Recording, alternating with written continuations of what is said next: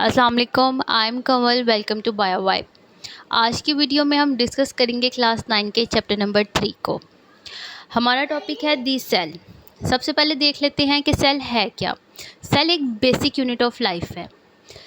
Cell are the building blocks of living organisms including plants, animals and humans. यानी कि building blocks हम इस तरह से कह सकते हैं कि अगर किसी बिल्डिंग को बनाने के लिए ब्रिक्स चाहिए होती हैं, ब्रिक्स को हम आपस में जोड़ते हैं और उससे एक पूरी बिल्डिंग बन जाती है। उसी तरह सेल्स जो हैं वो बिल्डिंग ब्लॉक्स हैं लिविंग ऑर्गेनिजम्स के। सेल बहुत छोटे होते हैं, इतने छोटे होते हैं कि हम इनको ना ऐसे आंख से देख नहीं सकते। माइक्रोस्कोप यूज़ किया जाता है सेल को देखने के लिए। कुछ सेल्स ऐसे भी होते हैं जो बहुत बड़े होते हैं, लेकिन ये बहुत रेयर ऐसे होते हैं, जैसे कि the egg cell of ostrich. Mostly जो सेल्स होते हैं वो नहीं देखे जा सकते। माइक्रोस्कोप यूज़ किया जाता है सेल्स को देखने के लिए। Cells are very complex and carry out all essential functions. यानी कि सेल्स बहुत कॉम्प्लेक्स होते हैं और पूरी बॉडी का जो एक पूरा निज़ाम चल रहा होता है किसी भी ऑर्गेनिज्म का, वो सेल्स की वजह से चल रहा होता है। नेक्स्ट है स्ट्रक्चर ऑफ सेल। सेल को सबसे पहले डिस्कवर किया था रॉबर्ट हुक ने। 1665 में इसने एग्जामिन किया था स्लाइस ऑफ कॉर्क को। स्लाइस ऑफ कॉर्क ये है कि ओक ट्री था, उसकी जो बार्क थी उसकी थिन लेयर इसने ली और फिर रॉबर्ट हुक ने उसको माइक्रोस्कोप के अंडर स्टडी किया तो उसने देखा कि बॉक्स लाइक स्ट्रक्चर्स बने हुए थे, डिफरेंट कंपार्टमेंट्स बने हुए थे छोटे छोटे, जिनको रॉबर्ट हुक ने नाम दे दिया सेल का। फिर 1831 में रॉबर्ट ब्राउन ने न्यूक्लियस को ऑब्जर्व किया while studying the plant cells. जब 19th सेंचुरी में माइक्रोस्कोप जो थे वो थोड़े बेहतर हो गए, उनकी क्वालिटी थोड़ी अच्छी हो गई, तो फिर साइंटिस्ट ने काफ़ी ज़्यादा ऑर्गेनेलिस जो थी वो डिस्कवर की। ऑर्गेनेलिस का मतलब है कि सेल के अंदर के जो स्ट्रक्चर्स होते हैं उनको ऑर्गेनेलिस कहते हैं, जैसे कि nucleus, mitochondria, ribosomes etcetera. Next है टाइप ऑफ सेल्स। दो तरह के सेल्स होते हैं, prokaryotic cells and eukaryotic cells.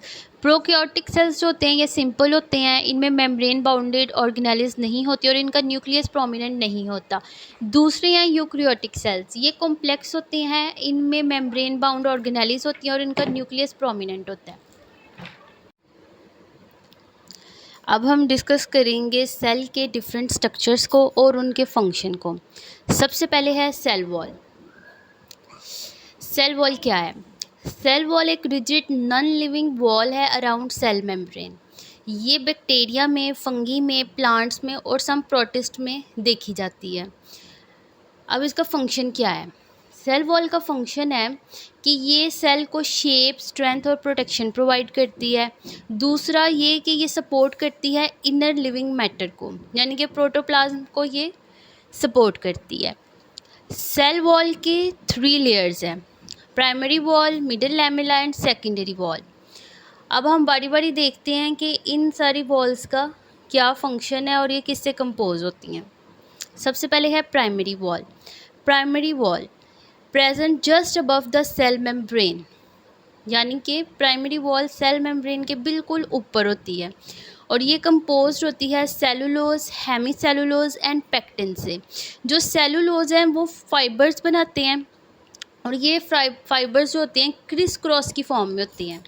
Criss cross का मतलब है कि ये इस तरह से होते हैं और ये सेल को प्रोवाइड करते हैं स्ट्रेंथ, यानी कि जो उनसी वो उसकी सेल वॉल होती है उसको ये स्ट्रेंथ प्रोवाइड करते हैं, उसे स्ट्रॉन्ग बनाते हैं। नेक्स्ट है मिडिल लैमेला। मिडिल लैमेला क्या है? Middle lamella holds together the primary walls of the adjacent cells, contain magnesium, calcium and pectin। मतलब कि जो दो प्राइमरी वॉल्स के सेल होते हैं उनको ये आपस में जोड़ती है। इसको हम इस तरह से कह सकते हैं कि अगर एक ये सेल है और एक ये सेल है, इनको जोड़ने के लिए जो चीज़ यूज़ हो रही है वो है मिडिल लैमेला। इसको समझने के लिए सिंपल एग्जांपल हम ये दे सकते हैं कि 2 ब्रिक्स हैं, उन 2 ब्रिक्स को आपस में जोड़ने के लिए हम सीमेंट की लेयर लगाते हैं। एक ब्रिक नीचे रखते हैं, सीमेंट लगाते हैं और फिर ऊपर दूसरी ब्रिक को हम रखते हैं। तो जो सीमेंट है ना वो मिडल लैमेल है कि दो ब्रिक्स को आपस में जोड़ने का काम कर रहा है। तो वो चीज़ जो है वो मिडल लैमेला है कि दो प्राइमरी वॉल्स के जो सेल्स हैं उनको आपस में होल्ड टुगेदर, कि उनको आपस में जोड़ के रखता है। और ये बनता है मैग्नीशियम से, कैल्शियम और पेक्टिन से। नेक्स्ट है सेकेंडरी वॉल। सेकेंडरी वॉल क्या है? Some plant cells, for example xylem cells, make secondary wall on the inner side of the primary wall made of cellulose, lignin and other chemicals. यानी कि secondary wall जो है वो primary wall के अंदर बनती है।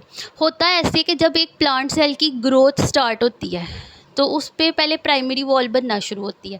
प्राइमरी वॉल बनती है, सेल की एक नॉर्मल ग्रोथ होती है, उसकी एक साइज़ होता है। जब अपनी एक मैच्योर साइज़ पे पहुंच जाता है फिर उसके बाद प्राइमरी वॉल के अंदर एक वॉल बनती है, उसको हम कहते हैं सेकेंडरी वॉल। और ये बनती है सेलुलोज से, लिग्निन से और अदर केमिकल से। नेक्स्ट है composition of others cell wall. हर सेल वॉल जो है, हर ऑर्गेनिज्म की सेल वॉल की कंपोजिशन जो है वो अलग-अलग है। जैसे कि एल्गी की है सेलुलोज, प्रोकैरियोट्स की सेल वॉल बनती है पेप्टाइडोग्लाइकन से और फंगी की सेल वॉल बनती है काइटिन से। नेक्स्ट है cell membrane. All cells have a thin elastic cell membrane around the cytoplasm, यानी कि साइटोप्लाज्म के अराउंड एक थिन इलास्टिक मेम्ब्रेन है जिसको सेल मेम्ब्रेन कहते हैं। ये सिलेक्टिवली परमिएबल होती है। इसका मतलब है कि it allows very few molecules to pass through it while blocks many other molecules, यानी कि कुछ मॉलिक्यूल्स को ये गुजरने देती है और कुछ मॉलिक्यूल्स को रोक देती है। Composed of protein, lipids and small quantities of carbohydrates. Protein, lipids और कुछ क्वांटिटी होती है कार्बोहाइड्रेट से, ये इनसे मिलके बनती है। Its structure described as a fluid mosaic model. अब फ्लूइड मोज़ेक मॉडल क्या है? इसमें ऐसे होता है कि लिपिड्स के जो ऊपर दो, एक ऊपर और नीचे लिपिड की लेयर होती है और बीच में प्रोटीन मॉलिक्यूल्स जो होते हैं वो सबमर्ज्ड होते हैं। समझ सकते हैं इस तरह से कि ऐसे होता है कि ये एक लेयर है, ये लिपिड है और नीचे यहाँ पे ये लिपिड की लेयर है और इसके दरमियान ये ऐसे प्रोटीन्स हैं। ये प्रोटीन की लेयर है और ये दोनों हैं लिपिड्स। ये हम इस तरह से कह सकते हैं जिस तरह के सैंडविच होता है कि दो ब्रेड के स्लाइस हैं और उनके दरमियान में जैम है। जो जैम की लेयर होगी हम कहेंगे कि ये प्रोटीन है और जो ब्रेड के स्लाइसेस हैं ऊपर नीचे वो लिपिड्स हैं। अब कार्बोहाइड्रेट्स जो होते हैं वो इनके साथ मिलते हैं। अगर तो वो लिपिड्स के साथ मिल जाएंगे तो उनको हम कहेंगे ग्लाइको लिपिड, और अगर वो प्रोटीन के साथ मिल जाएंगे तो उनको हम कहेंगे glyco lipid.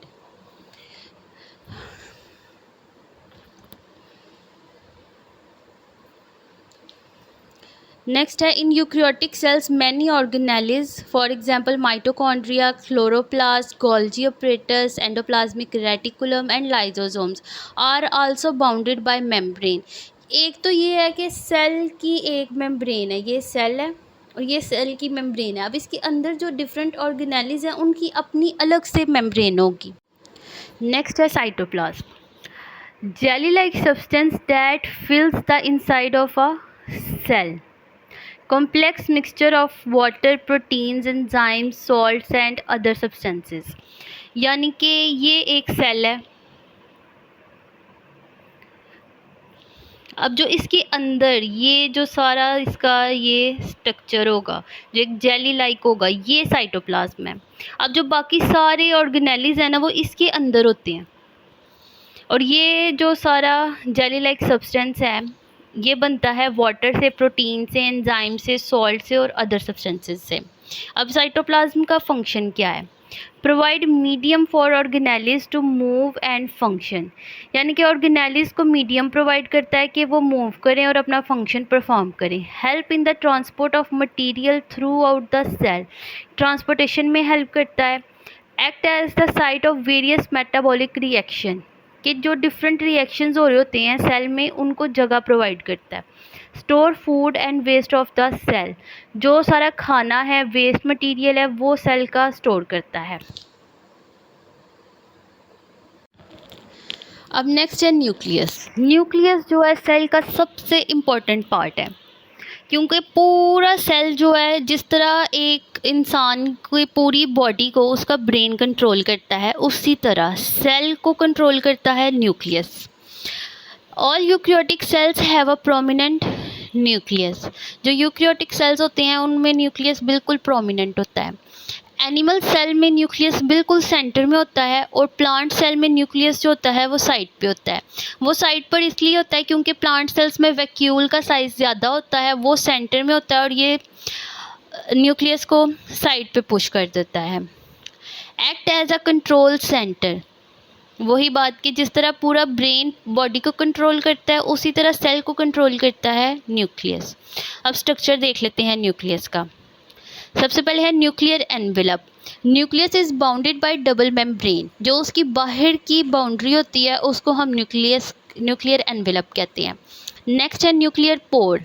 Nuclear envelope is semi permeable and has many pores called nuclear pores, यानी कि न्यूक्लियर एनवेलप में छोटे छोटे पोर्स हैं जो सेमी परमिएबल है। जैसे कि मैंने पीछे एक्सप्लेन किया था कि सेमी परमिएबल का मतलब है कि वो अलो करते हैं, कुछ पार्टिकल्स को गुजर जाएं और कुछ को ब्लॉक कर देते हैं। नेक्स्ट है nucleoplasm, jelly like material of nucleus, यानी कि जेली लाइक एक मटीरियल है न्यूक्लियस के अंदर, उसको हम कहेंगे न्यूक्लियोप्लाज्म। नेक्स्ट है न्यूक्लियोलाई।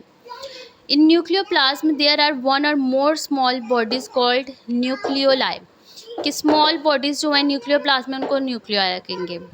नेक्स्ट है chromatin. Nucleoplasm contains fine thread-like structure composed of DNA and protein। जो thread-like structures होते हैं वो बने होते हैं DNA और प्रोटीन से, उनको कहते हैं क्रोमेटिन। नेक्स्ट है chromosome. When a cell starts dividing, its chromatin condenses and take the shape of thick chromosome। यानी कि जब सेल स्टार्ट करता है डिवाइड करना, जो क्रोमेटिन होते हैं वो कंडेंस हो जाते हैं और वो शेप ले लेते हैं क्रोमोसोम की। होता है ऐसे है कि ये जो है ना, ऐसे ऐसे स्ट्रक्चर है, मतलब बिल्कुल फाइन थ्रेड लाइक स्ट्रक्चर जो है, इसको हम कह रहे हैं क्रोमाटिन। लेकिन जब सेल डिवीजन स्टार्ट होती है, ये दोनों आपस में जो थ्रेड लाइक स्ट्रक्चर्स होती हैं ये आपस में कंडेंस होना शुरू हो जाते हैं, आपस में मिलना शुरू हो जाते हैं। जब ये आपस में मिलना शुरू होते हैं तो ये स्ट्रक्चर ले लेते हैं इस तरह का।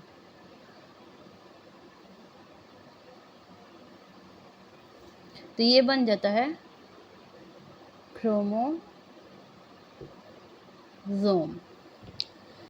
नेक्स्ट है डीएनए। डीएनए क्या है? It contains genes which control all the activities of cell, also responsible for transmission of characteristics to the next generation, also known as hereditary material.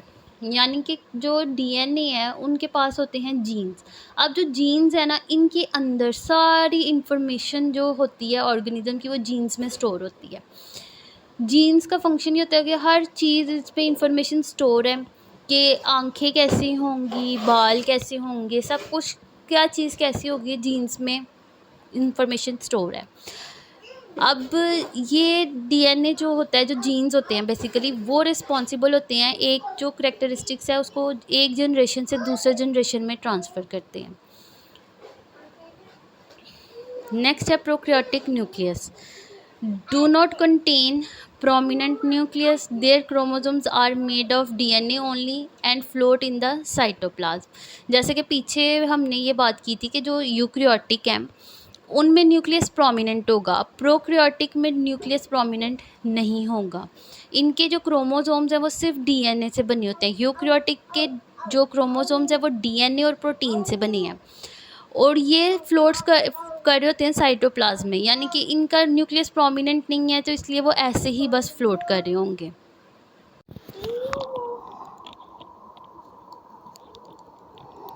I hope आज की वीडियो आपको अच्छी लगी होगी।